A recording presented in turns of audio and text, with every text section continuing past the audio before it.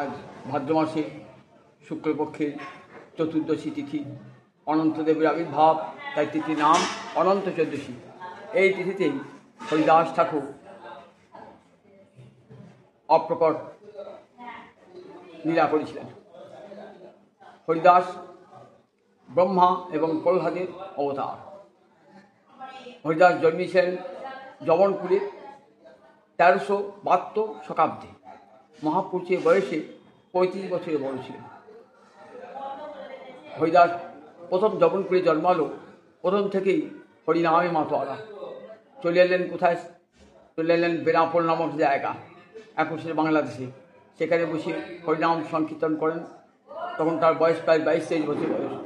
সেই সময় রামচন্দ্র খাঁ তার প্রতিষ্ঠা যশের জন্য এত বিদ্বেষ হয়ে গেলেন যে লক্ষ্মীরা নামে এক বেশ্যাকে পাঠালেন। কিন্তু হরিদাসের নাম শুনে লক্ষ্মীরার মনের পরিবর্তন হয়ে গেল এবং লক্ষ্মীরা পরমাবৈষ্ণবী হয়ে উঠলেন। সেখান থেকে এলেন হরিদাস চাঁদপুরে, হুগলি সপ্তগ্রামের চাঁদপুরে থাকতেন বলরাম আচার্যের গৃহে, যে রঘুনাথ দাস গোস্বামীদের বাড়ি পুরোহিত। সেখান থেকে একদিন গেলেন রঘুনাথ দাস গোস্বামীর পিতৃগৃহে এবং সেখানে নামের মহিমা প্রচার করলেন, যে নামের মুখ্য ফল কৃষ্ণ প্রেম লাভ, আর গৌণ ফল সমস্ত পাপ নাশ। এরপর চলে এলেন কোথায়? শান্তিপুরে চলে এলেন অদ্বৈত আচার্য। অদ্বৈত আচার্য সেখানে দীক্ষা গ্রহণ করলেন এবং অদ্বৈত আচার্য মানুষ চিনেছিলেন হরিদাস ঠাকুরকে, তাই পরমাদর রেখেছিলেন। পুরিয়া জায়গায় একটি গুহা তৈরি করে সেখানে হরিদাস থাকতেন। যবনগুলোর প্রতি পছন্দ হয় না, যার জন্য অনেক অত্যাচার করেছিলেন। 22টা বাজারে নিয়ে গিয়ে তাকে বেত্রাঘাত করেছিল। কিন্তু কি আশ্চর্য, হরিদাস নাম ছাড়েন নাই। খণ্ড খণ্ড হয় যদি যায় যদি প্রাণ, তথাপি বদে না ছাড়িব কৃষ্ণ নাম। শেষ পর্যন্ত যারা বেত্রাঘাত করলো তাদের জন্য ভগবানের কাছে ক্ষমা প্রার্থনা করলেন। স্বয়ং মহাপ্রভু তার পিঠে লগ্ন হয়ে ওই 22 বাজারের বেত্রাঘাত, চাবুকের আঘাত তিনি গ্রহণ করেছিলেন। সাতপহরিয়া মহাপুরুষ সাতপহরিয়া তখন দেখেছি।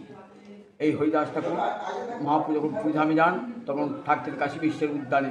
সেখানে একটি বকুল গাছের ডাল পুঁতে দিয়েছিলেন, বিশাল সিদ্ধ বকুলে থাকতেন এবং মহাপুরুকে আমি নিবেদন করলেন, প্রভু এবার তো তোমার লীলার সম্মান করবে, তার পূর্বেই